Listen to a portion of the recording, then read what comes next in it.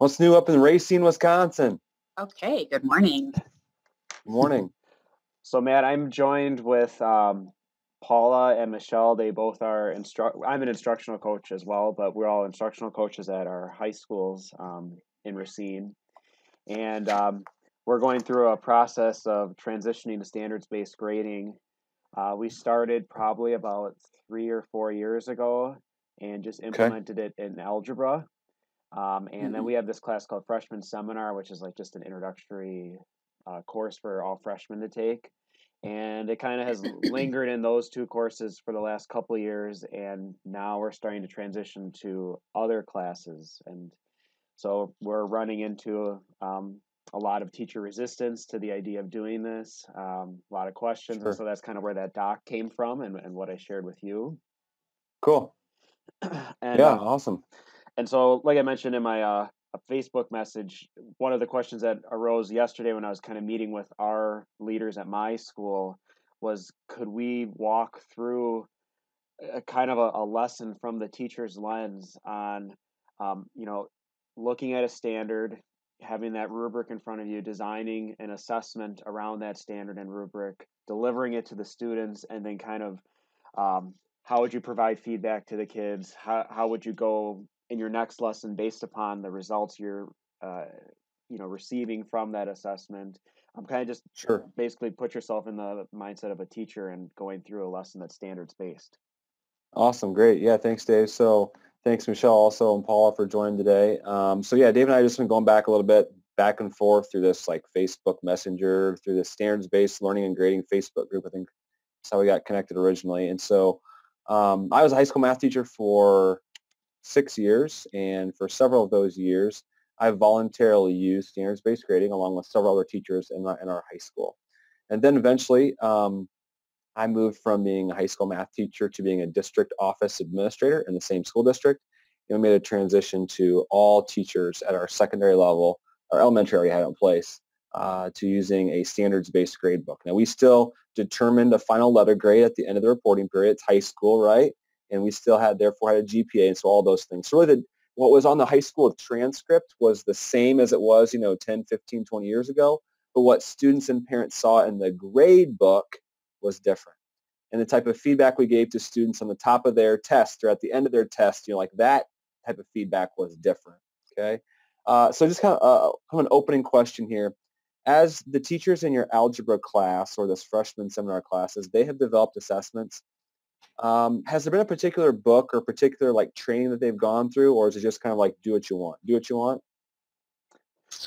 Well, we're being led by Tony Frontier, and he has kind of done some work with Marzano. I'm not real certain where his philosophical foundation is rooted in. Okay. But yeah, he works for Cardinal Stritch, which is a college in Milwaukee, so just north of us here in Racine. So that's kind of the resource that our district has been using, as we've been working through him. Super. Okay. The reason we're going to say something there, Michelle. No, I was just going to add in, it was mostly Marzano. I remember the first couple of trainings I had with Frontier, and it was all repetitive of things I've already read in books. Okay. So the reason I asked that is because in my experience as a teacher, in my experience as an administrator, and in my experience, working with schools across the state and country to implement standards-based grading, there's kind of like two camps when it comes to developing assessments. And so I'm going to try to explain to those two real broadly, and I'm going to actually give you a different perspective than what your Cardinal Stritch person may be giving you. Is that fair enough? Okay, so camp number one is kind of the Marzano camp. If you read books by Tammy Heffelbauer, Phil Warwick, Robert Marzano, they're all writing books suggesting that we create like level 1 learning prompts, level 2 prompts, level 3 prompts, and level 4 prompts. Does that mean anything to you guys? And yes and no, kind of. And so what happens is then like you identify certain questions as like level 4 questions. So Tony is teaching us solo, the structured observation learning outcomes. Is that kind of like a level 1 through 3, 4 prompt? I'm not familiar with that, so maybe Dave or Michelle can weigh in. It seems like it. Go Okay. ahead. Michelle. Yep. So yesterday when we were working with our CTE group, it was a little bit different. What he did is he did have them go through their standards and bucket them into prompts that would be level 2, 3, or 4 based on the standard, so that assessments could be written at different rigor levels, kind of from a Marzano approach, but not the fact that each strand is that each standard is a proficient 3 on a 1 to 4 scale. And then the solo is like Bloom's taxonomy, essentially, developed in the early 70s, also around that same time. Biggs, I think, is someone who is solo, and essentially just helping teachers with using those verbs in developing different rigor levels for assessments while developing units. We're doing a backward design type of model with prompts and assessments and lessons building into learning and mastering the standard. Yep, got it. You got it. So the idea there in the kind of the Marzano world, I'm actually just going to share my screen with you for just a second so we can all be on the same page here. You should see now on my screen this thing. Hold on here. See if I can zoom in somehow. So you're going to see things like recognize and recall, kind of like what Michelle was saying there. Recognize and recall is like the cognitive complexity that students would be at when they answer the 2-level questions. All right. So a 2-level question for this standard, we're just going to ask students to identify key parts of these 2-dimensional figures. I know this is a 4th grade standard, but hang with me. All right. So that in the Marzano world, we specifically design questions that will say, you know what, can students recognize and recall? Can we then have students classify? Then can we have students determine? Follow that? So like the prompts are specifically aligned to what I call like increasing levels of cognitive complexity. Follow that?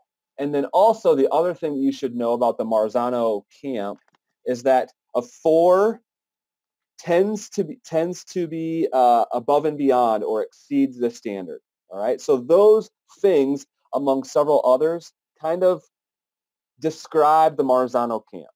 Okay. And if you guys decide to move forward with Marzano camp, that's awesome. It sounds like you're getting some really good support there. That's great. Okay. But you can read all kinds of books that will tell you how to design these assessments.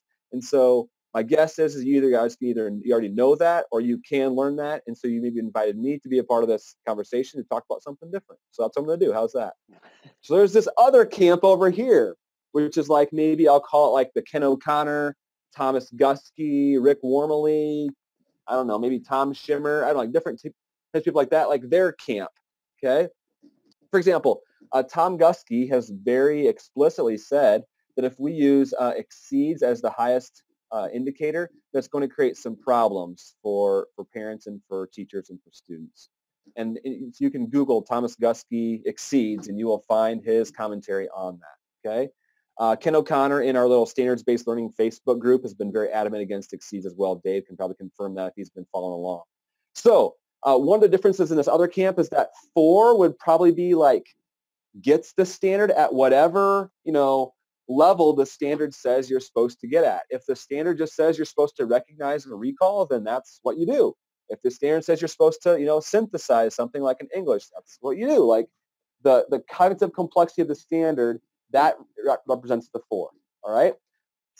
Go ahead, Michelle. Okay, so yeah, we are not doing that because what we start out that way, but then he's having teachers develop and design that next step, that 3 or that 4 if the standard is a 2 or if the standard is a 3. So then he's saying, what can you, the first camp, what kind of prompt can you come up with to advance that? Great, awesome, good. So, which is challenging. Yeah, it's just different, right? Like, and it tends to be easier for some standards at some grade levels. I'm just going to use the elementary example again. Like, if the elementary standard says, kid can count to 10, well, you just ask the kid, how high can you count? And if they count, 165, they exceeded the standard, right? Like, it's really easy to do. But put yourself, look at this next generation science standards, that thing in Wisconsin. Yeah. So look at some of those and then try to think to yourself, how would a kid exceed that? Whoa, right? Like, okay, interesting, right? Not to mention the old paradigm of when all of us were probably in school. What did it mean to get an A on a test? It means we demonstrate everything the teacher said we were supposed to do, right? So now we're potentially changing the paradigm of what an A means, maybe. Okay, so now you obviously figure out where I land on this philosophically. Sorry for the little rant here, okay? But the more practical side of things is this. In my experience, what I do when I work with teachers is, and this is my experience as a teacher as well and as a district administrator, is we reverse engineer success criteria is the best way to describe it, okay? So what we would do is we would have like your algebra teacher bring to a professional development or whatever, some collaboration time. We have your algebra teacher bring like the Unit 2 test, okay? And on the Unit 2 test, there would be, let's say there's supposed to be like 2 standards that were assessed in the Unit 2 test. Let's say whatever standard was, I'm just making stuff up here, right? Pythagorean's theorem. Pythagorean's theorem was supposed to be assessed in questions 1, 3, and 5, okay? What we would do in this whole reverse engineering success criteria thing is we would say, all right, here's what I want you to do. Let's just look at questions 1, 3, and 5 because those are the ones that were designed for Pythagorean's theorem. Then I want you to create 4 piles. And you've got your actual student work here, 25 of your actual kids. Just look at questions 1, 3, and 5. Which kids should go in the 4 pile? The kids that get it, according to the standard. Which kids should be in the 3 pile? The kids that almost get it, or whatever description you all have for 3. What kids should be in the 2 pile because they like barely get anything? And what kids are like in the 1 pile because they just have a pulse or whatever the heck your criteria are, right? Okay. Then let's say that Dave is the algebra teacher and he's going to do it. He's going to copy those 25, of course, crossing out the names. Now Michelle's going to do the exact same thing independently of Dave. Once Michelle and Dave have done this, now they're going to compare like, oh, where did you put student A? Where did you put student B? Where did you put student C? And they're going to have like little mini arguments until they figure out which kids go in the 4, 3, 2, and 1 pile. All right? Next step. Michelle and Dave are going to look at the kids in the 4 pile, and they're going to look at the standard as it's written by the Wisconsin Department of Education, okay, or Common Core, or whoever you're looking at, okay?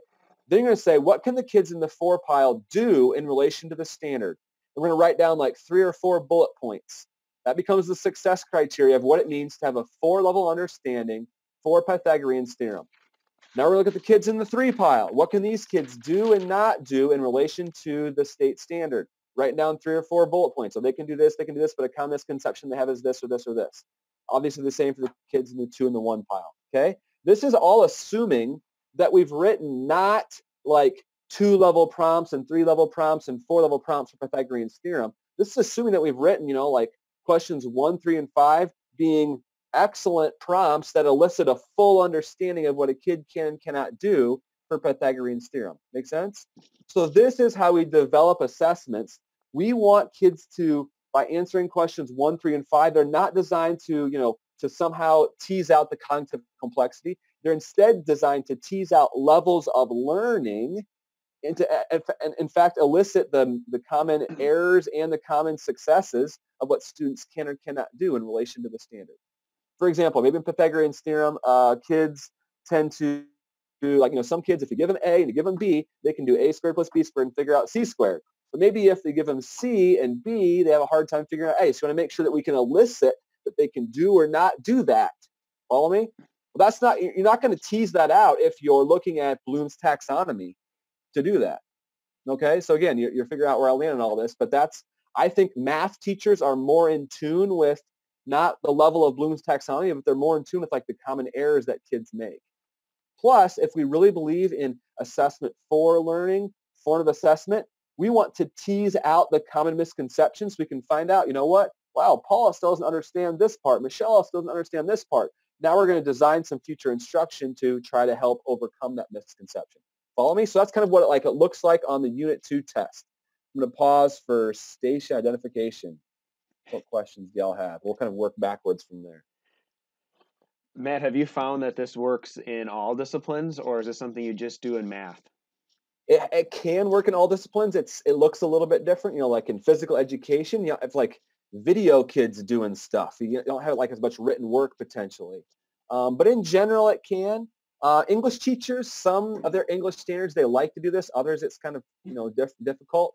But what's hard is that sometimes English teachers are like, let's look at the whole research paper. Well, what is it specifically that you're trying to assess? Was it thesis statement? Yeah, was it thesis statement? Because English teachers in general are like, I teach the research paper.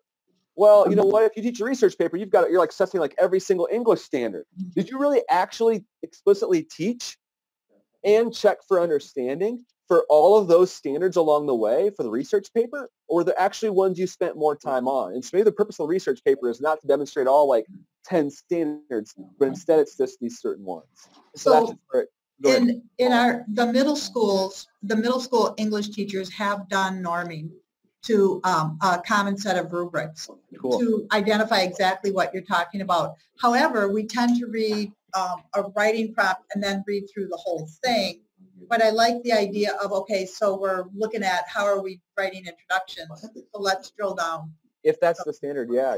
And this is like, right. This is reverse engineering success criteria, iterator reliability. Like all these like terms are loosely used for this. And I think you catch on to that, Paul. You got it. What other questions? We are going to be doing calibration and iterator reliability with our staff. I don't know if they are determining leveled questions. Okay. Paula, Dave, do you guys know if that has been developed or if it's just as you described, you have certain questions and then the teachers assess the learning from middle school? What we norm to is the rubric. So we have all of our different English classes. We have our piles of 4, and then, however, we're not having as much conversation. So we're not, having like, this is what a good introduction, this is that. It's more like, this looks good. Because the teachers are, how do you get your teachers, so Matt, how do you get your teachers over the fear of losing time hump? So that's kind of a big crux. What do you mean losing time? Like losing instructional time? Is that what you're saying? No, losing like time, existentially almost. It's just like this fear of losing time. So they don't like really kind of dig deep, which is why I really liked your idea of looking at one standard, picking apart one thing. We're only looking for one thing in this short writing. Teachers tend to think, I have to do a summative assessment. I have to do a 5-page essay, a 10-page essay. I have to read it all by myself. So this idea of like bringing iterator reliability into our school district, I think we're ripe for that. But teachers are going to say, how am I going to get through my curriculum? How am I going to get through this day? How am I going to get through this meeting? It's, an existential fear of time. Yeah, totally. Don't have that where you are? Oh, yeah. In fact, as I was a high school math teacher, I taught right next door to the most veteran English teacher in our high school. And great guy. Like, he was not resistant to the idea. But he told me after I moved to district office, he says, Matt, I feel like a first-year teacher again. That's what he said. Because he was so used to doing the research paper and all these things but what was the purpose of the research paper? And so really what I found is that some schools say, we really dug into the Common Core for the past 2 or 3 years. Our teachers really have a better idea of the standards. They might, but if we force them to communicate the students' levels of learning of the standards in the grade book, now they're forced to have this fear. I'm not saying that we should have want teachers to fear, but there is kind of a creative tension, if you will, that goes along with this, because I now realize what I didn't realize before, and that's I really wasn't necessarily teaching the standards as I thought I was. And so we had to, honestly, what we did at Solon High School, which is where I was at in Solon, Iowa, we had to pause some of our other professional learning to give teachers time to dig in deeper to the standards and create assessments, all these other things that that maybe are what you're sensing is going to take this time. So yeah, I don't know if I answered your question, but that's kind of how it played out. You're right. There is a general non-understanding of standards there. Oh yeah. Teachers have a hard time writing learning targets at a student level. They just want to pull the words right off the page, but they don't quite understand what that means when they're looking at an assignment or an assessment and describing that learning. And so it's really a big mind shift. We can write out the standards. We can unpack the standards. We can curriculum map. We can do all these things, but the rubber is going to meet the road. And I think that's what Paul was saying. The rubber is going to meet the road, We actually have to assess students' levels of learning on the standards and report them out. And yeah, there is going to be kind of an implementation dip, a learning curve that goes along with that. So we've kind of talked about what the summative assessment looks like. What's it look like the whole, like on a day or a unit level. I'm going to try to do the best job I can to explain this. I'm going to share my screen again here because I think it'd be helpful. All right, so what I did as a high school math teacher is I repurposed quizzes. Okay, so before, what were quizzes? A quiz before was like a mini test. It was like I had to put something in the grade book. It was worth like half the amount of a test. There was like 2 or 3 quizzes per chapter, like whatever. Why did I choose to do a quiz after 3.3? Because in the textbook it said like quiz 3.1 to 3.3. It wasn't really a good reason, but I just did it. So I actually had a student teacher one year. It was crazy as I was in my early years of standards-based grading. And he and I worked through this idea together. He says, what's the quiz? Well, a quiz is really just a more formalized check for understanding. Okay? Homework on a day-by-day basis really is a check for understanding. And we do things in class that are checks for understanding. But so like from a sports analogy, homework is like practice. A quiz is like a scrimmage.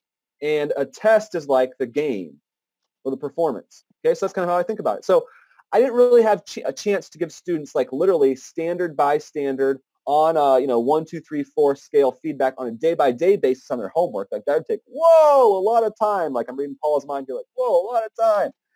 What I could do is a couple times before the test, I could give students an idea like, if the test were today, where would you be? What would be your level of learning? Okay, so this is an example from way before like the Common Core even came out in Iowa. If you don't know, Iowa is the very last state to adopt the Common Core. Wild, I know, crazy. We're the very last state to adopt state standards. Wild, crazy. This is like circa 2009, all right? What I did is on a quiz, like there were questions, hold on here, like questions 1 and 2 that were based on this idea of use properties of midsegments. Question 3 was use properties of perpendicular bisectors and angle, whatever, okay? Then what students would do, like on the front of this quiz, they would just do the quiz as always. But before they turned it into Mr. Townsley, on the back, what they would do is they would circle in pencil their level of learning that they thought, okay? Metacognition 101, straight out of educational psychology from undergrad, all right? They circled their level of learning where they thought they were at. Then what I did, I would then provide them with narrative feedback on the front, like, hey, you forgot a negative sign here, blah, blah, all this written stuff. No points, no numbers, no nothing attached to it. No percentages, no nothing attached to it on the quiz, okay? I would circle where I thought they were at in pen, and I would hand that back to them. So like, don't go home telling your mom that you had no idea how you're going to do on the test, because this is like, boom, how you would do if the test was today. Now, there still wasn't a 1, 2, 3, or 4 attached to it, but they could see like I'm almost there, which is kind of like a 3, right? Like they'd say that, but of course they caught on to that. Okay, and of course, what's the incentive to always try to bullcrap the teacher and say you get it? Nothing. Because if you think, if Dave's like, oh, I think I get it, and I'm always like, you need lots of help. Guess what? At parent-teacher conferences, boom, I love talking to Dave's mom. Hey, Dave, you know what? Dave always thinks he get it, and I think he never knows it. Did you know that? I mean, not really, but, you kind of get where I'm going at here. Not to mention, here's what I do when I hand back these quizzes. I would say, you know what, Dave, I want you to talk to Paula. Just take your quizzes and go talk for a couple minutes. Because Dave probably rocked it on the first one and struggled on the second one, and Paula rocked it on the second standard and struggled on the first one. So they might be able to help each other out in the next couple minutes. Now, not every time, but at least there was a chance. As opposed to the old practice, right, where I would hand back a quiz, hand back points and percentages and say, who has a question? The smartest kid in the class would raise his hand, say, could you go over number 5? And I'd go over number 5. The rest of the class was sleeping. They didn't care. And all of a sudden, the smartest kid's like, oh, my gosh, now I get it now. Like, it was such a waste of time. Now, at least there's a couple minutes of potential good use of time. And then after, the kids have a couple minutes to talk to each other in strategic pairs or trios that I assign them to. Now I can ask who has questions. All right? Follow me? So a quiz becomes a scrimmage. The purpose is a more formal check for understanding. It provides kids an opportunity to metacognitize, and then I provide them with feedback as well. Pause right now for station identification. Have you ever seen a video by Leah Alcala? I think it's called My Favorite No or My Favorite Mistake or something like that. I'd like to watch it. It sounds like Leahcala. Okay. So, favorite mistake. Yeah, my favorite, You yeah, can something like that. Google My Favorite No. I mean, it's Okay. pretty viral. All right. So that's a very good representation kind of what you said, and it gives a visual to formative assessment and students peer working together based on assigned peers and then fixing their mistakes and learning from each other in order to be able to reassess. And how she does that. She doesn't actually correct the paper. She highlights the mistakes. Mm-hmm. So they have to identify where those are. And I think, and I've showed that to plenty of teachers, I think their biggest problem is we can explain to them all we want, like what formative assessment is and how to use it and that kind of thing. They need, it's almost like we need to sit them in a room and do it with them. Yeah. Like have a mock class Yeah. in order for them to understand. Yeah. So like on this, what one of the slides that I share when I work with teachers is that the most important like teacher strategy or the most important thing in standards-based grading is actually checking for understanding. It is. I mean, it's really the most important thing in teaching, in my opinion, but it's really the most important teacher move in standards-based grading, checking for understanding. Why? Because like this right here, if a whole bunch of kids in my class are at the still need help for use properties of mid-segments, I should be probably doing something different in the way I teach using properties of mid-segments tomorrow. Like it should tell me that, right? I shouldn't just be marching on to the next section and all of a sudden, well, I think I'll give the test next Friday. You know, I'm going to find out that still most kids don't get properties of mid-segments. That'd be irresponsible for me as a teacher.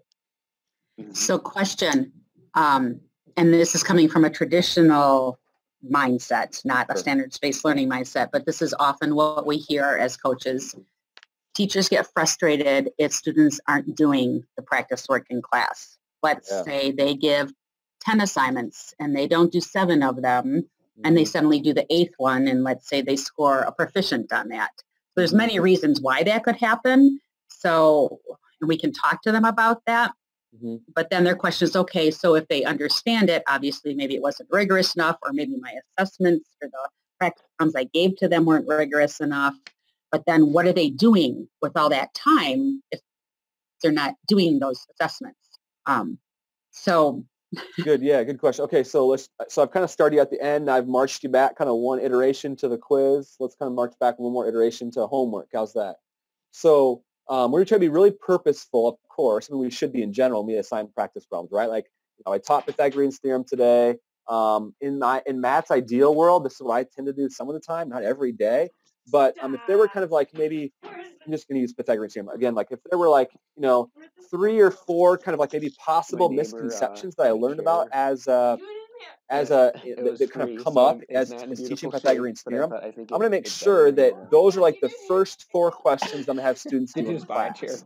Okay, so like maybe it's going to make it up like questions 1, 3, 4, or 1, 3, 5, and 6. Okay, so I'm going to say, you know what? Your assignment tonight is 1, 3, 4, and 6, as well as 10 through 20. 1, 3, 4, and 6, and 10 through 20. But if you can show me 1, 3, 4, and 6 in class today, there's a chance you might not have to do 10 through 20. Okay, so if Michelle knocks out of the park on 1, 3, 4, and 6, she doesn't have to do 10 through 20 because she already showed me she knows how to do it.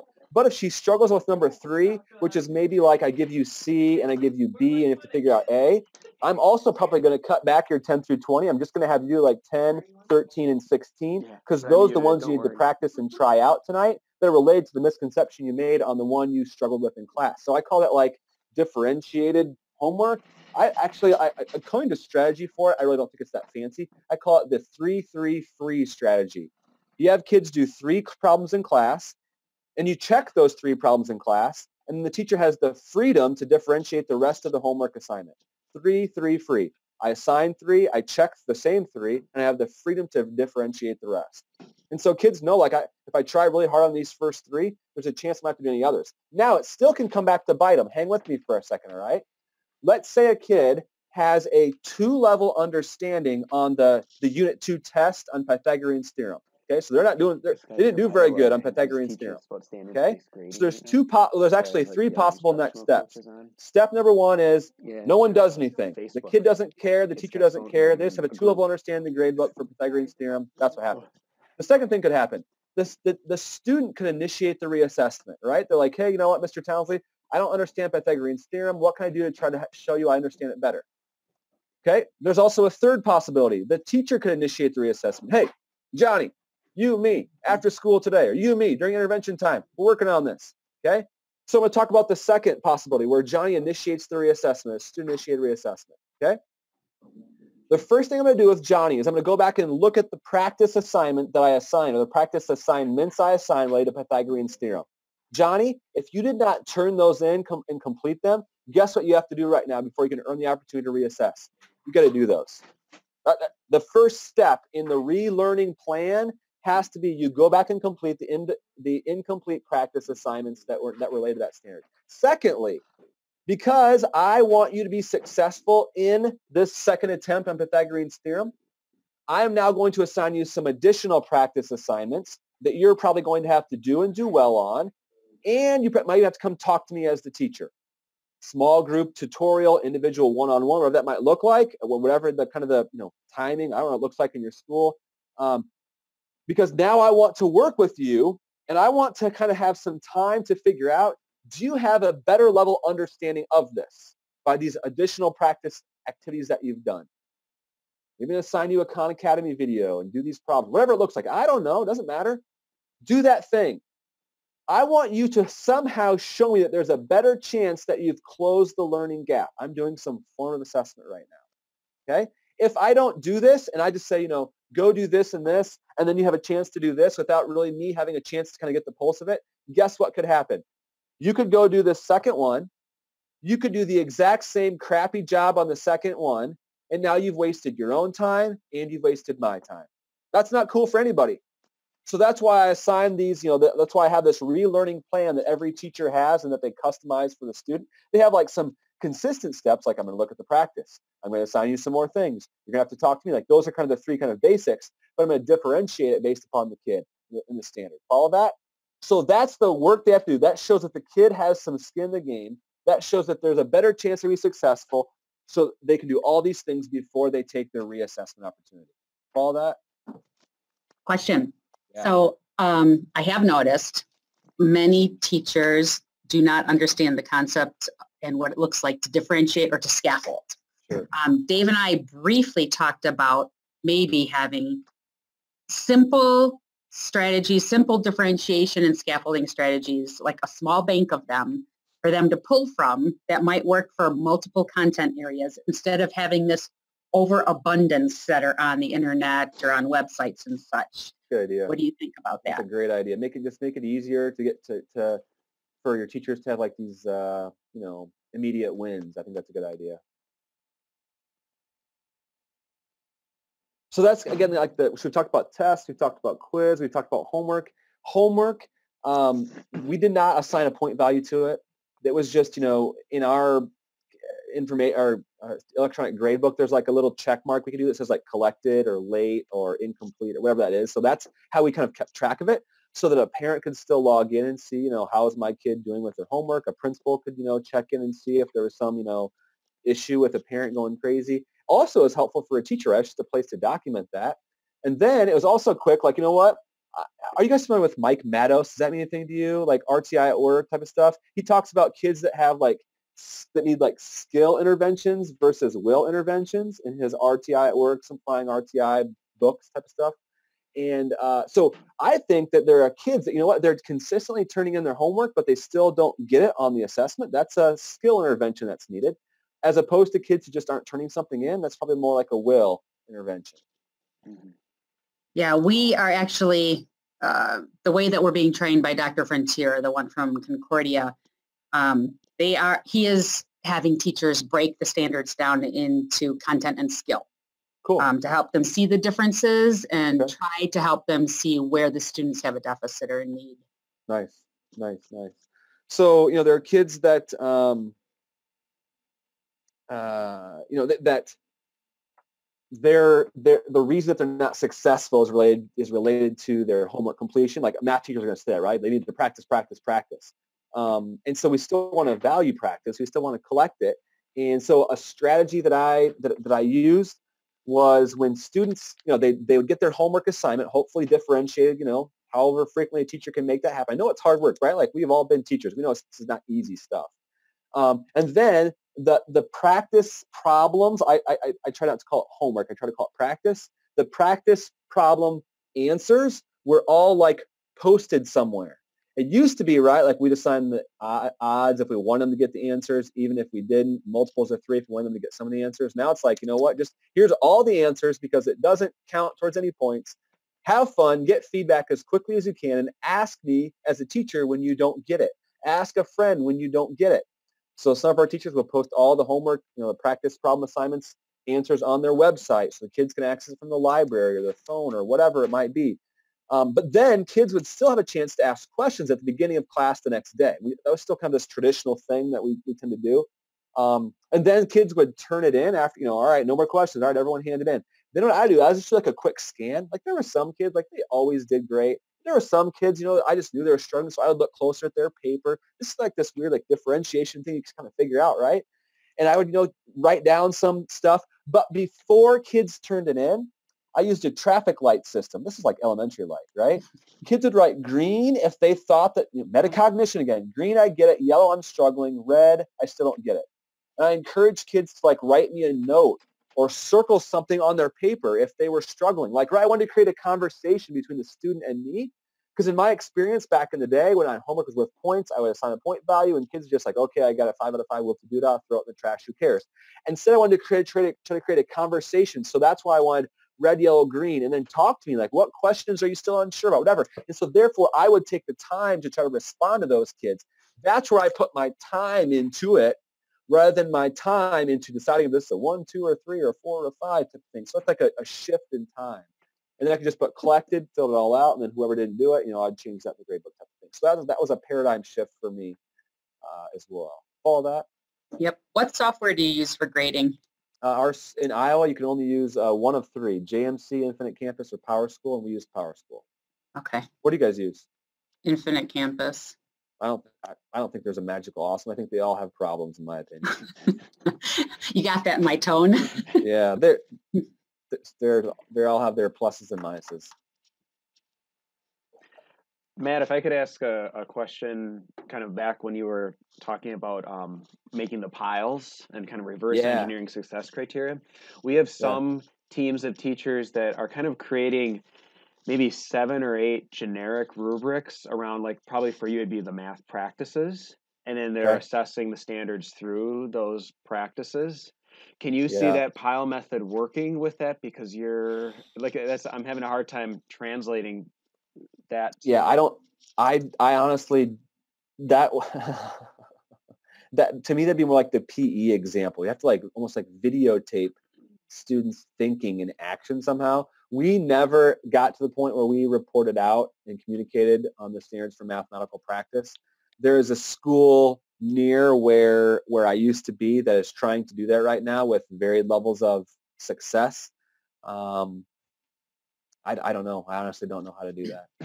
Okay, I just thought because the theory behind it is that the kids then are seeing the same set of rubrics or relatively same set of rubrics throughout their career. Yeah, so that's a pretty cool idea. I like the like the idea too. It's just I wasn't sure how you would pile it if you're don't have a specific standard that you're looking at for the question per se. I suppose So like in GSS, they're doing this with also. Mm-hmm. They have the practice standards, and there are so many content areas. So their idea is they'll take their standard or their content and they fill in the blank in those practice standards to assess them with the rubrics also, which seems, like you said, they're so blow your mind kind of standards.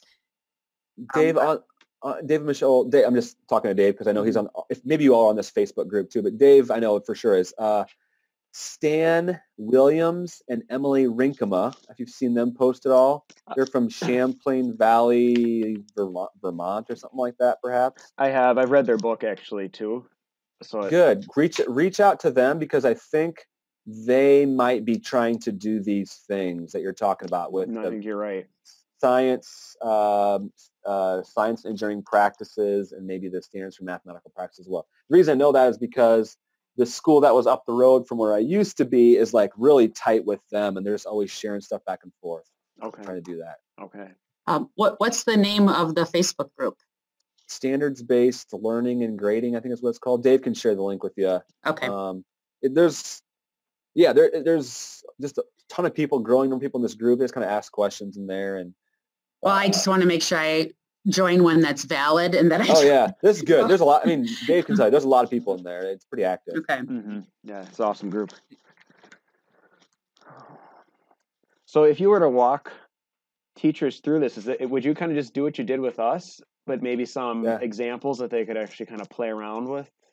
Totally. Yep. I'd start from the end. Talk about the developing an assessment, doing the piles, and then sometimes what can happen too, like again, just my experiences. I start out with like the tests that were developed by the textbook or whatever, and I found that some of their questions were well aligned to the standards, and some of them weren't. And so, like to me, I had to use that as a starting point, and then through doing that piles activity, I might find out, you know what, I didn't do a very good job even designing this assessment.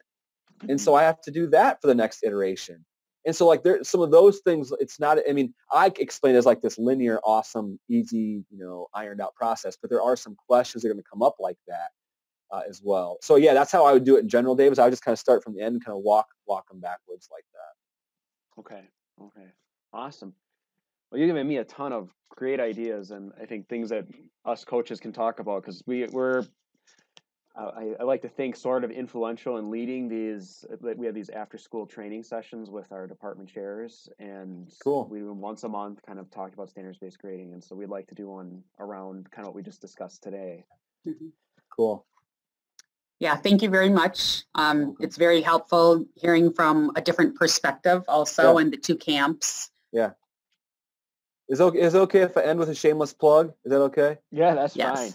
Okay, all right. So in a couple months, there's a new book coming out, and I'm writing it with the high school principal that was at the school I used to be at. He's now at a different place as well. So I'm at a university now. I don't know if I maybe shared that or not, but this is my second year at a university teaching graduate students or future educational leaders, principals. Congrats. So the book is called Making Grades Matter, Secondary Standards-Based Grading in a Professional Learning Community. So Making Grades Matter, Secondary Standards-Based Grading in a Professional Learning Community. So the basis for this is we feel like there's a ton of great books out there, right? Like How to Grade for Learning by Ken O'Connor, Fair Isn't Always Equal by Rick Wormley. Like there's all kinds of great books out there, but they tend to have a K-12 focus. And so we felt like, Nathan, my high school principal, and I, we felt like there needed to be a book like specifically to help secondary schools, secondary teachers. And so the basis of the book is this. Have you ever seen the book Learning by Doing? Like if you attend the PLC Institute, Learning by Doing is kind of the book you get. Mm-hmm. So at the end of every chapter in the Learning by Doing book, there's like a rubric that a team or an individual would like self-assess where they're at in implementing this idea that's laid out in the chapter, okay? So that's how our book is laid out. So like there's a chapter on homework in standards-based grading. And we talk about like, the things I shared with you, what to do and what not to do, the pitfalls to avoid.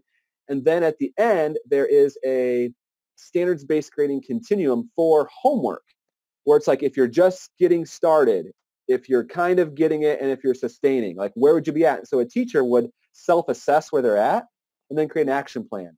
And then like a team, like maybe like the high school math team or the Algebra 1 team, they would fill out like the next one right after, which is like as a team, how are we at?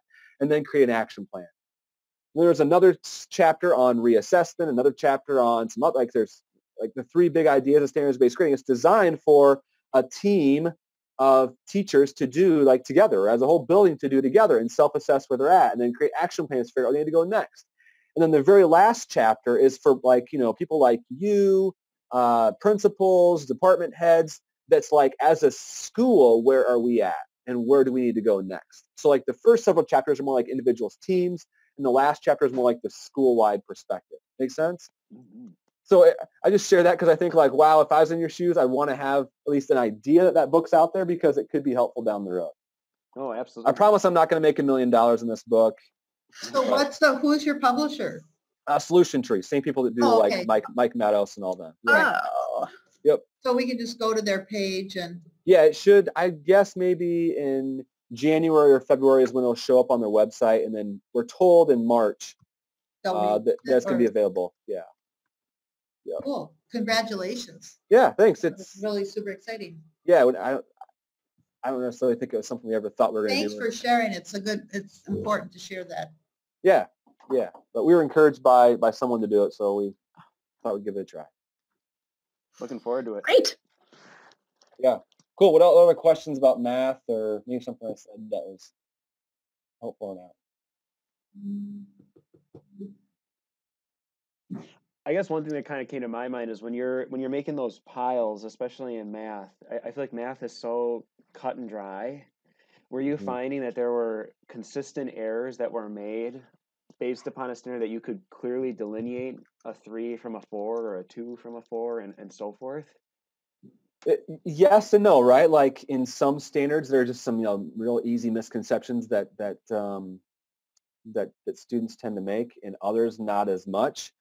For us, what we really had to figure out is what did we do before? Like before, we just arbitrarily took off points, and so now again, we have to think in our minds, what is it that they get and don't get about the standard?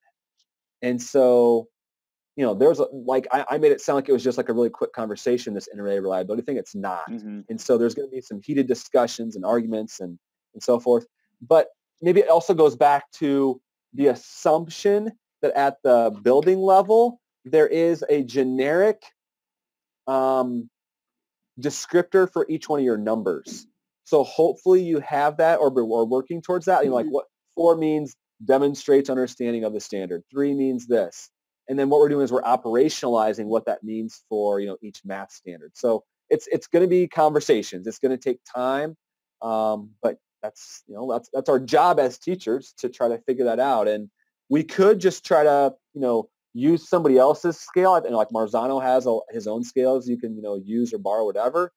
But even then, my guess is that we would still critique them over time too. Right? I don't know about you, but our teachers still critique the standards. Wow, I don't like that standard. And somebody created those for us, right? So that's what I was going to bring up. I can think of a certain history teacher over here that will say, well, what makes the standard right? Yeah, so why not? Who created that? Yeah, so we can't control the standards. We can, unfortunately. But we can do our best to have some ownership and operationalize what these what the scales look like. Did you guys do priority standards or did you do all standards? And how did you choose your priority standards? Yeah, Larry Ainsworth. Okay, right. I got it. Yeah. I have that book. Leverage, endurance, right. blah, blah, blah. We just went through a process and did that. And we actually started out by thinking we had to do power standards. And I had this weird, so I was the district office person overseeing curriculum, professional development stuff. So I was leading this charge. And prioritizing to me is the way to do it, right? So the way I now explain it, I should have done a better job explaining it back in the day, is I have I've never heard of a teacher who gets to, May 1st every year and they're like, you know what? I got all kinds of extra time. I think I'll just twiddle my thumbs and have my kids, start doing origami for the last, 4 weeks of class. No, in fact, it's the absolute opposite. It's, oh my gosh, May 1st this year, crap. What are we going to get through and what are we not going to get through? And so they're subconsciously or consciously prioritizing the standards at that moment in time. So why not have the conversation with a group of, other math teachers well ahead of time to develop those standards and prioritize them? And so someone's going to push back and say, well, the intent is to teach and assess them all. You're right. How are we doing with that? Mm-hmm. Not very well. Great point. So why not prioritize the most important ones and try to do a better job teaching and checking for understanding and checking for understanding and checking for understanding and assessing and then assessing, that's this mindset we want to work towards.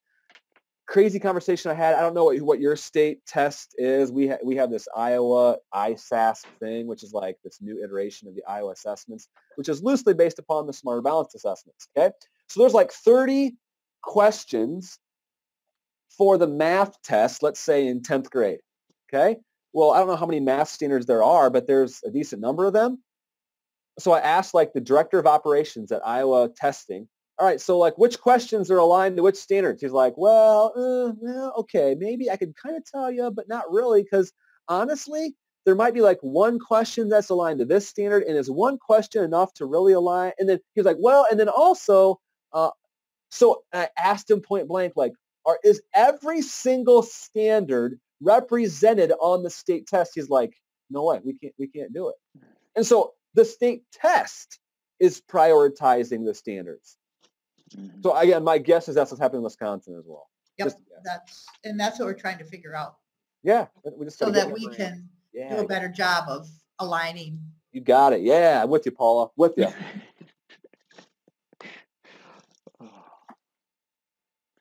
Cool. What else? Again. That's been a fun way to start a Tuesday morning. I like your energy. I teach online like this, so our graduate students are all full-time teachers or full-time principals.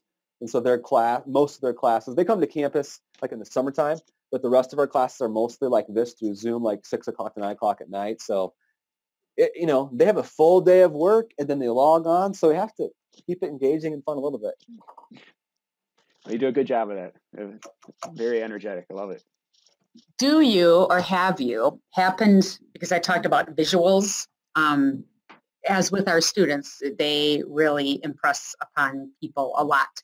Do you happen to know of any secondary videos of a classroom or a teacher teaching in a standards-based format, aside from the one I gave you is middle school, the Leah Alcala? Have you seen anything, or could you suggest anything that we could look at so we could give them some kind of visual? It might sound so mundane, but it would really help, I think. Yeah, I don't know off the top What of my about Sarah Brown Wesley? She's an English teacher, and she tends to kind of... Yeah, and she did something with that highlight, I think, method that you're talking about. Okay. Oh, a highlighting. Well, annotating, but for close reading. But just a shout out, I mean, not just an awareness thing. So Teaching Channel, which is where she's been promoted, is going to go to subscription starting in January. And right now it's going to be $100 a year, but right now they have a 30% off if you sign up. And it's going to be $70. So, but yeah, so Teaching Channel, which is where you can almost like go into their search and find examples, is, we have 10 more free days. Okay. Because I found like blended learning, our middle schools are doing blended learning. So having a block schedule is challenging with getting kids to make assignments up or catch up with them, or if we're in an academy model, doing visits to schools or they miss a class, so on and so forth. But I've had to use pictures from middle school, just showing small group, teacher-led group, individual work, and showing them the different boards and the way they organize everything so they could see all the words and descriptions. You should go to Teaching Channel and look at Sarah Brown Wesley, because in terms of having students work in group and then how she monitors and interacts, I mean. Okay. She's a great model. Okay, great. Yeah, I don't know any videos off the top of my head. That's a really good question, though. So another question, different question. So you had mentioned that the feedback that the parents see and that the students see is different than, because you transfer it to a letter grade on the report card. So in the classroom, do you assess on a 1, 2, 3, 4, and then when you switch it to a letter grade, like what's your scale and how do you guys do that? Because we're having a lot of conversation about that. Yep. So there's 3 ways to do it. I'm gonna put a little link here in the chat box. There's 3 ways to do it. There is a Marzano method. There is a logic rule method, and there is a like a convert to percentages method. In the ideal world, I would love to use the logic rule and we had a couple teachers at our school that used the logic rule, but the grade book, I don't think Infinite Campus, Power School, whoever is going to be able to do this type of thing for us. So we have to like do a manual override, teach and coach parents and students what this looks like. And so that's what, like our business teacher, she taught students how to do it. She had them create like this spreadsheet that used count ifs and whatever. And so they could figure it out really easy. But the majority of our teachers use this convert to percentages method, which I'm not necessarily fond of, but your grade book can do it. I call it like retrofitting a traditional grade book to try to determine a letter grade based upon standards. So in this little write-up I did, you can see those. So we use convert to percentages for almost all of our classes. I wish we could have used logic rule method for everybody, but it's kind of the limitations of electronic grade book. There are electronic grade books that are evolving. I think they're doing a lot better at generating standards-based report cards and thinking more about standards in the grade book. But to my knowledge, the whole like determining a letter grade is still a thing out there. I could be wrong though. Am I on? Let me see. Can you hear me? Yep. Okay. My personal perspective is if we're going a 1-4 scale and we have a GPA that's on a 4-point scale, why can't we just grade as if it was a GPA? That's kind of what the Marzano thing does. And so yeah. Because we are having problems with Infinite Campus and so Des Moines Public Schools, the biggest school district here in Iowa, they use the Marzano method to determine their letter grades, and they use Infinite Campus. So if in the event that you are struggling to figure out how to do it, I would have your you have like a chief academic officer or assistant superintendent or something like that. Have them reach out to Noelle Nelson, Noelle Nelson, Nelson. She's the Des Moines Public, secondary or muckety muck. She's really, I say that in a positive way. She's a really awesome person. She's been the leader of the charge for standards-based grading. I'm actually in the chat box here. Send you the link to their awesome grading website. If you've never been there, they have a ton of great stuff. Awesome. Too. And she's like her name's all over it. Noelle Nelson's her name. So she would probably be able to put you in contact with how they did it or whatever, if that's the case. Perfect. Thank you. Matt, do you know your report cards when they would get sent home or however they were delivered to families? What would show up? Would they see all the standards for each class, or was it just a grade? At the high school level, they start traditional with a grade. Okay. And the idea is that most of our parents, if they wanted to, they're just accessing the grade book the entire time, so they knew exactly how their kid was doing on any given standard at any given day. So we just said, hey, here's how it generated to a final grade in case you wanted to know. And then our high school transcript was exactly the same as it was 15 years ago, just a letter grade. What I did with a couple other educational research type faculty people is we interviewed admissions folks at the 3 biggest universities here in Iowa, and they just said, you know what, just give us a GPA. That's what we want. We know it's generated in different ways, different schools. Just give us a GPA, and if you give us more information than that, like the standard on the transcript, we might use it, but we're probably not going to, is what they told us. That's really interesting. It kind of sounds similar to what we heard at a recent meeting we went to with a bunch of admission agents from different schools as well. Mm-hmm. And then we wrote that up you can, if you want that article for any reason, I can send it to you. We wrote it up in a write-up to share. I'm going to have to check out. Matt, thank you so much for your time. This has been awesome. I love the camps. I love the homework practice. So much usable information for us, and this has been great. So I look forward to talking to you guys later or tomorrow about this. And and congrats on your movement and teaching people better practices. Fun. Thanks, Paula. Nice to meet you, and hope you have a good holiday as well. Thanks. Happy New Year. Right on. All right. Peace out. Bye. Bye, Paula.